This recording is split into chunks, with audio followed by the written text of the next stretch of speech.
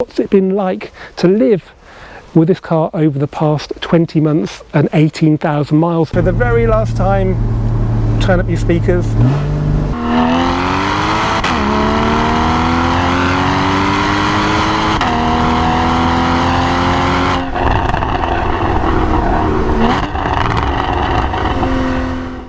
Hello and welcome back to the Volks Wizard channel. Now today's video is one that I wasn't expecting to make so soon, but there's the car I've been looking to buy for the past couple of years, and recently the perfect example went on sale and I've just paid a deposit to secure it. So that means sadly that this is going to be the last ever video on my trusty Porsche Boxster GTS, which is probably the best car I've ever owned.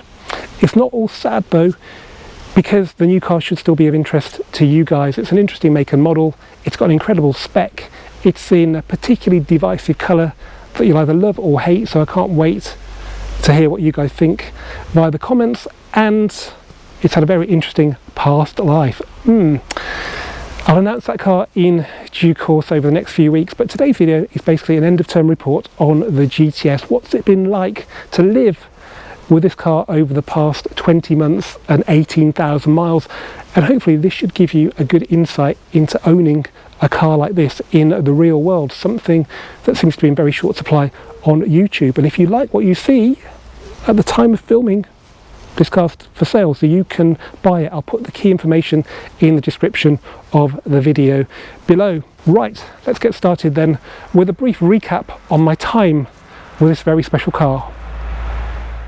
Okay, let's start off then by going back to December 2021. It seems like an awful long time ago because we were still having lockdowns, but it was only 20 months ago.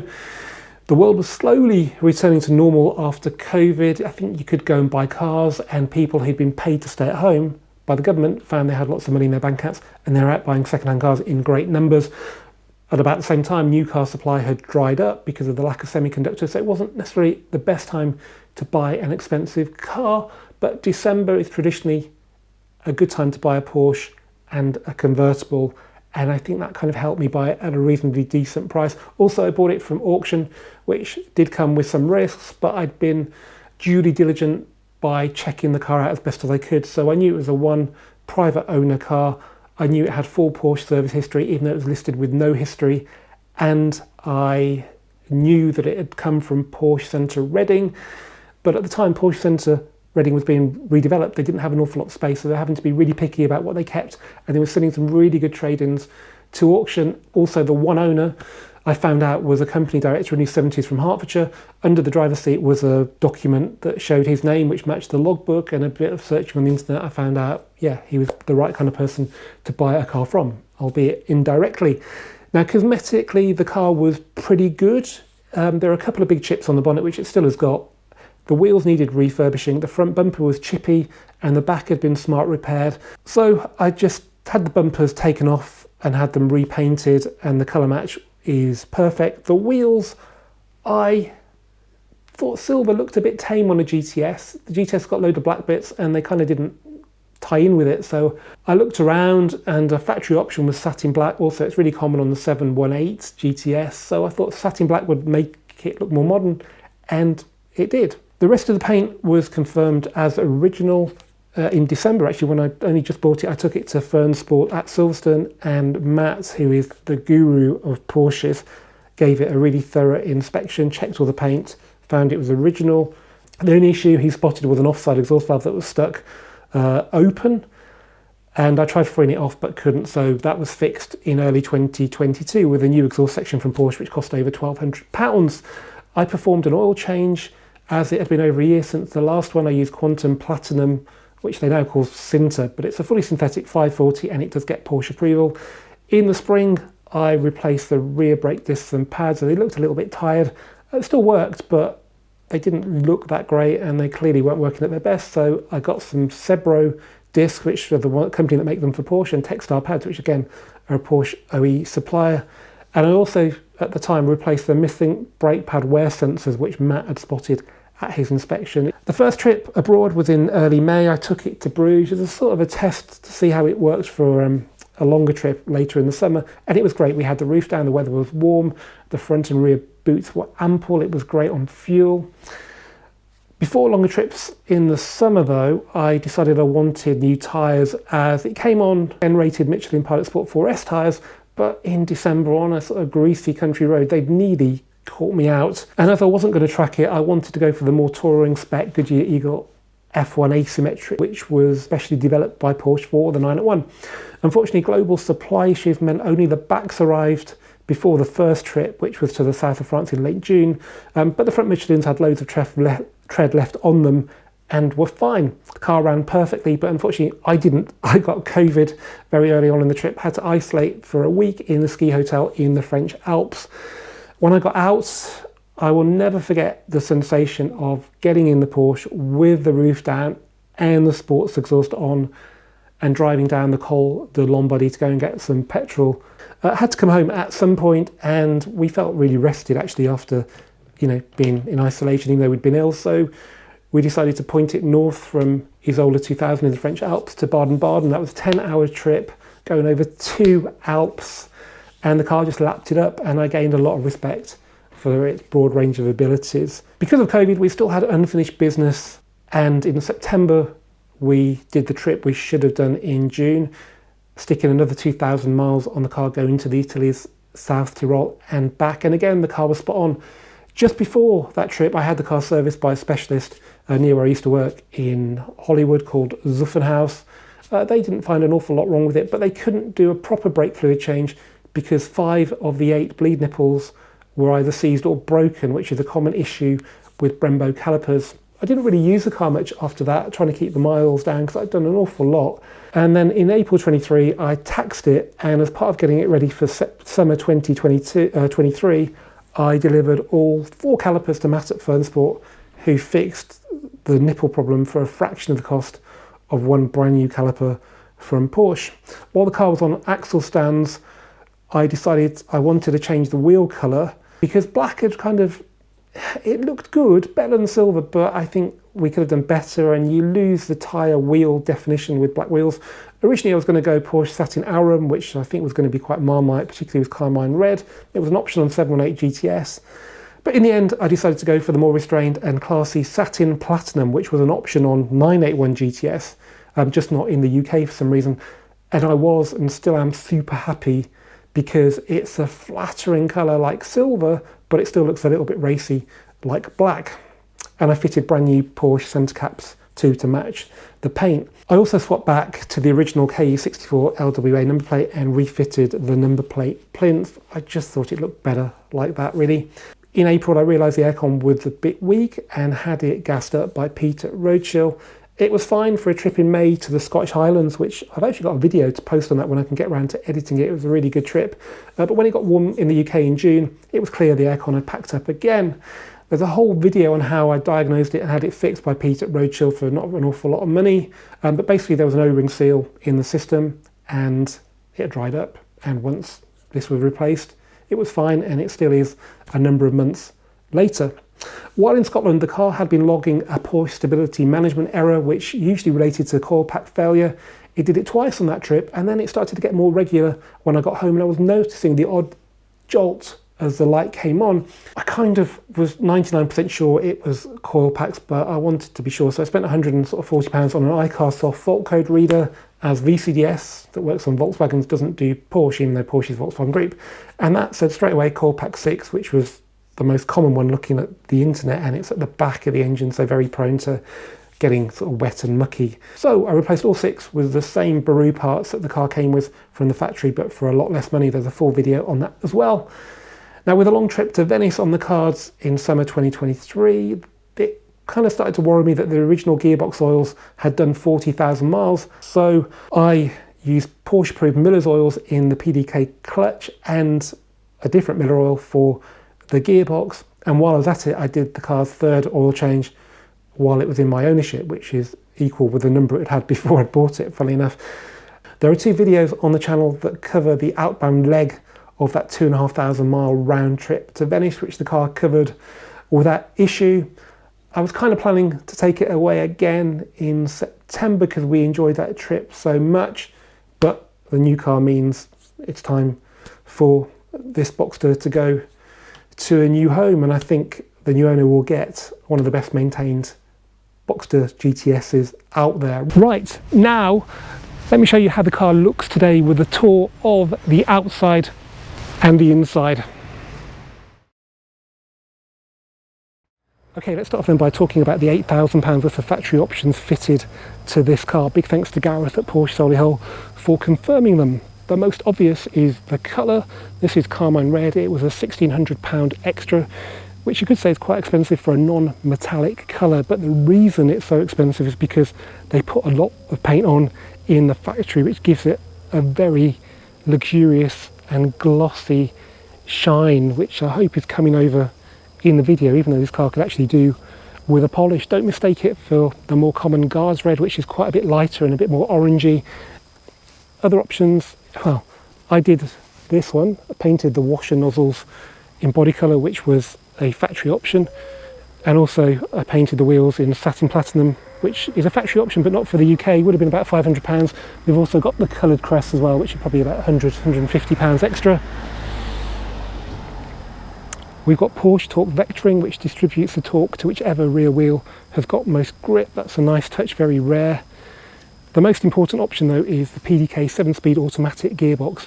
The manual's great, but there are two reasons why the PDK is better for my use. Firstly, it's got 7 gears and they're all a little bit shorter, which means you can enjoy the top end of the engine more easily with this gearbox than the really long geared manual. Also, you're more inclined to change down and enjoy the engine with an automatic because it's easier to do. It's still a tactile pleasure because you've got those aluminium paddles on the sport design wheel. The other reason, which is the more sort of practical reason, is that the 7th gear is taller than the 6th gear of the manual, and that means when you're cruising the revs are lower, which means it uses less fuel and it's quieter in the cabin. We've also got heated seats, which are essential for a convertible. We've got cruise control, which is essential for any car, you could say, and we've got 2-zone dual climate control. Only manual air conditioning is standard. We've also got Sound Package Plus, which gives you a couple more speakers. We've got electric folding mirrors, and we've got front and rear parking sensors. We've also got digital radio, and we've got Bluetooth. They call it the telephone module. Gareth's list says the steering wheel is an option, but I'm not sure it is. It also says PCM module with navigation is an option, but I don't think that is either. Anyway, excluding those two things, that's just under £8,000, making this car, when it was new, over £61,000. Okay, let's start off then by looking at the hood. It's in great condition. I cleaned it last year with Autoglim hood cleaning kit, and I did it again this year.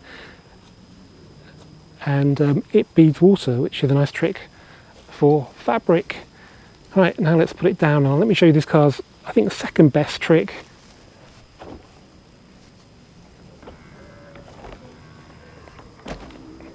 Its number one trick is that you can put the roof up and down up to speeds of 31 miles an hour, which is really, really useful, particularly in the UK's changeable weather.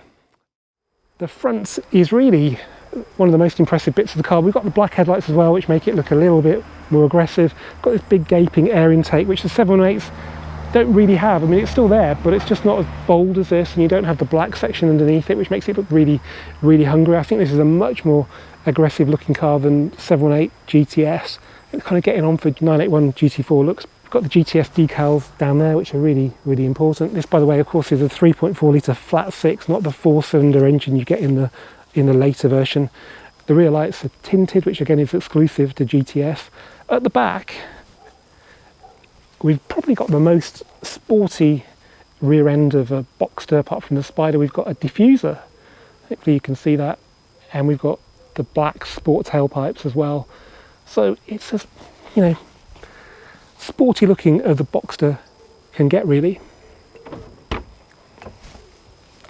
Now these are the standard seats. They are a step up on what you'd normally get in a Boxster because they've got the hard back on them, like that, and they've got GTS embroidered in them there.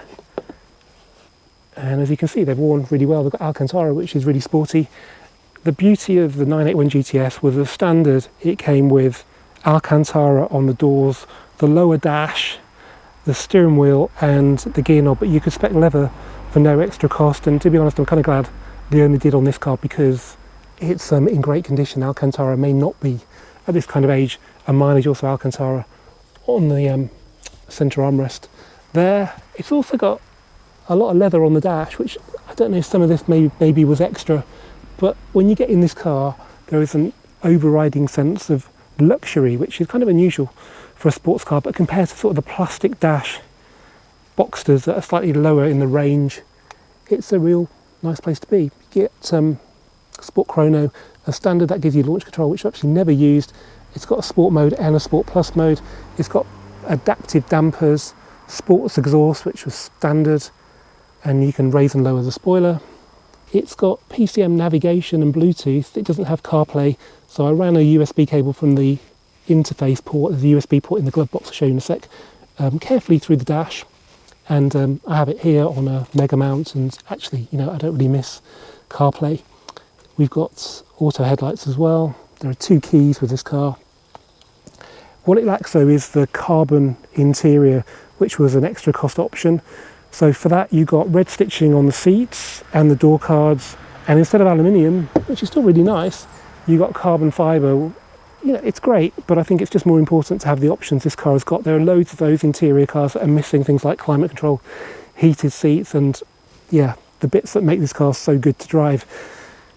So yeah, I was very, very lucky to get it. I've been looking at them on sale since I bought this back in 21, late 21. Haven't seen one that I'd buy in place of this one. We've also got the wind deflector there, which is yeah, pretty crucial really. It's not the most wind-free cabin, because there's a gap between the wind deflector or the headrest and your head. On a 4-seater car you'd have a window down here, but it's still really good up to about sort of 60 miles an hour. So yeah, condition wise it's really good. I gave the seats a wet clean before I went to Venice, because I figured I'd be sat in them for hours and I'd probably sweated in them in the past, so I thought it'd be nice to just give them a proper shampoo. Treated the leather with Autoglim leather care cream just to protect it in the heat, including on the dash actually of Venice, which was a good idea, though it did live in an underground car park while we were there. It hasn't got the coloured centre dial, which is part of that interior pack. You can see the mileage then, just under 47,500. So I did actually probably about 2,700 miles on the last trip, which is, yeah, a bit naughty, but I really, really enjoyed it. There's more storage down here. All this isn't kicked about. There's some scuffing on here, which is pretty unavoidable. But yeah, it's great. All the stickers are still here, including that one. The centre armrest, annoyingly, you can only open on this side, so your passenger can't open it very easily. But it's useful 12-watt power in there. Okay, in here it's mint. It's had some use, but yeah, there's no sort of excessive wear, and this hasn't been damaged at all. The beautiful Alcantara.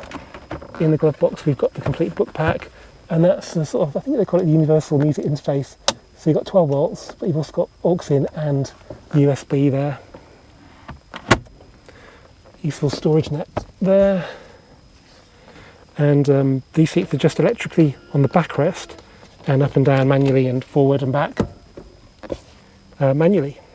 Now the beauty of it, and the reason it's been such a great car, is that you can go touring in it. So we've been away for sort of 2 weeks at a time, and we have sort of soft bags in here, and there's loads of room under there.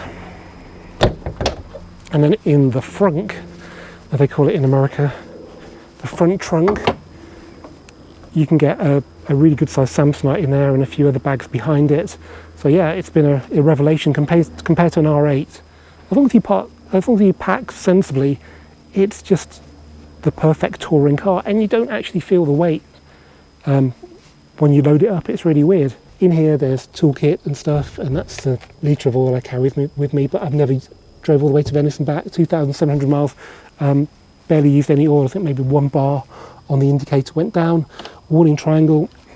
As you've seen from the previous footage, I've had the front and back bumpers off. I can guarantee all the panels are original. It's virginal under there, untouched. I think it's got its original windscreen. There's a couple of little chips on there, and there are some chips because it has done a few miles, but I've picked up very few. The 2 original ones I've touched in. I could probably do it better. One there maybe one there, and I think that's a new one. So I'll touch that in, but overall it's great. There's a few insects stained the bumper from the last trip. That needs a good polish to just get them out. I think it's due really a light machine polish and a coat of wax now, which I just, haven't really been too bothered about doing, but it will be done before sale. We've got the original Porsche Centre Reading number plates. Well, that's what I got the car on. Tyre wise, right, Goodyear Eagle F1 asymmetric too. A car came on Michelin, which were N rated, but from what I could see, they weren't actually approved for the 981, even though they were, Porsche approved tyres, so probably for the 718s. These went on before, actually probably went on about a year ago now, and they still feel like about 6mm. And the backs went on before I went to South France in June 22, and they still feel like they've got 4 to 5mm, which isn't bad considering they've done at least sort of 15,000 miles. So yeah, they do not wear too badly on this car. I've kept an eye on tyre pressure. It's got a tyre pressure monitoring system. The one thing that it does do every so often is that it puts a tyre pressure warning light on, because one of these sensors was replaced, and I'm not sure it's a genuine Porsche one. Sometimes it takes a bit of time to communicate with the module, but yeah, it's not a problem. Most cars don't even have tyre pressure monitoring. I think now the sun is out, it's time to take it for its last drive.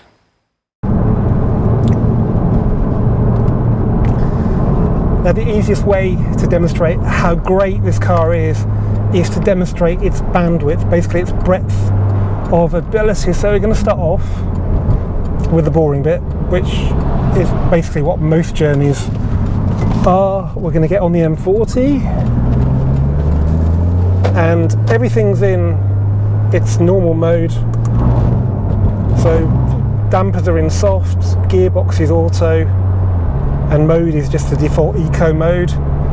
And we're doing 50. We're in 7th gear. It does like 7th gear when you're not in sport mode. And drop to 6th. So that's 70 now. It'll also coast as well, but you can turn that off. And then pop the cruise on.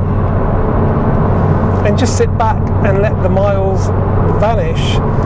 It's not the quietest of cars, but there's something about Porsche, maybe it's because the engine is behind you, that just means when you get into the groove, you can just drive all day.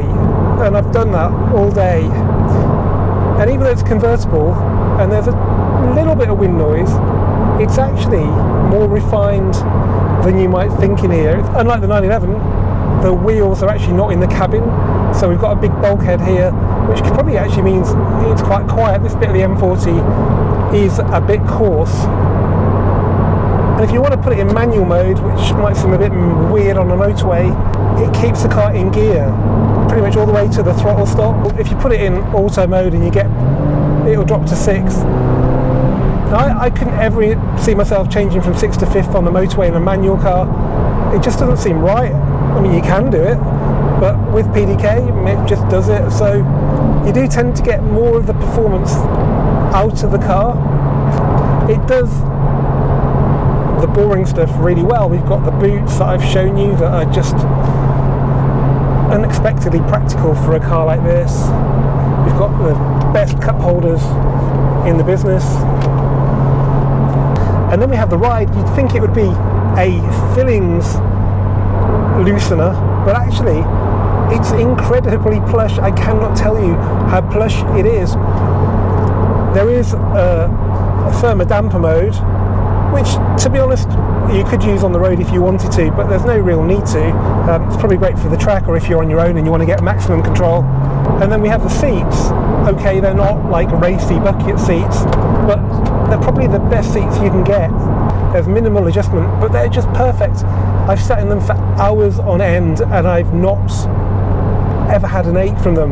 Now it's time for the fun bit. Let's go and find a great road, let our hair down, put the roof down, and see how exciting a car that can be so composed on the motorway can be.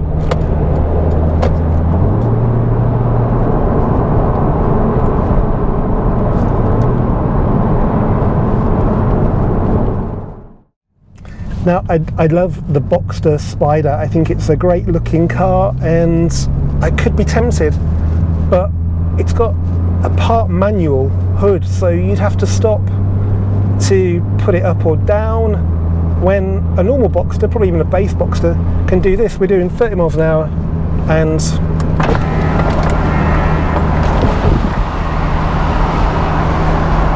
how could you pay so much more for a Spider and lose that? I think if you've got a Spider, then you've probably not had one of these before, because that's one of its best features. Now we need to press a few buttons. We'll put it in manual mode, we'll put it in thermodamper mode, we'll put it in sport mode, and that's it. We've got the sports exhaust, got a little sports illuminated on the steering wheel right there. We've got pops, we've got bangs, but the most important thing is we've got that classic Porsche flat six sound. And in this car we don't have petrol particulate filters. There's nothing really to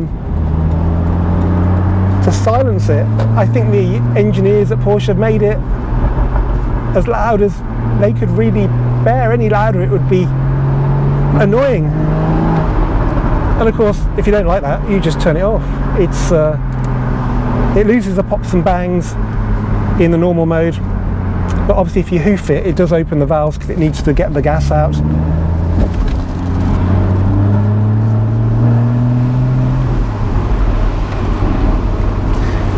One of the most important things about this car, and bear in mind I've got a Golf GTI Club Sport S, which is in theory a special car.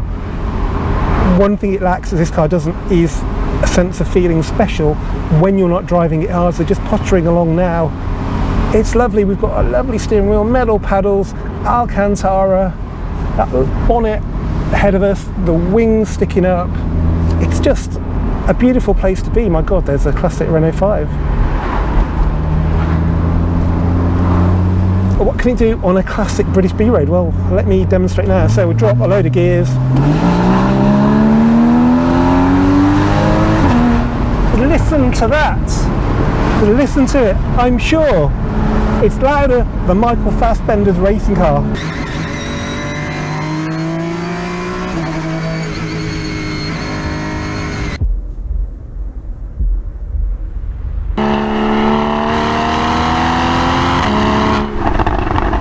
And then we have the chassis. Well, it's a bit of a cliche, but this is one of the best balanced cars you can buy. The engine's right behind me between the axles. We've got 50-50 weight distribution, and in the dry it's just such a faithful friend. I'm sure you can slide it around if you want, but it's just you just forget you can turn in without worrying about so much weight shifting around like you would in a Golf. And then get back on the gas, it tightens its line, and you're off. And the brakes, well, I've only got steel brakes, and on UK roads they're lovely, really easy to modulate, just beautiful, not over servoed.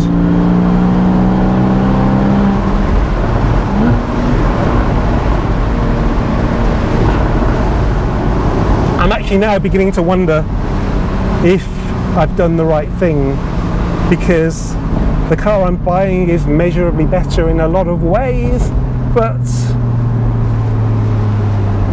is it better on the road with an average driver like me behind the wheel? I'm not so sure.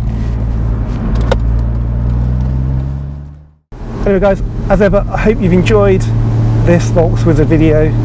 Keep subscribing, keep commenting, and I'll see you for the next one very soon. And for the very last time, turn up your speakers.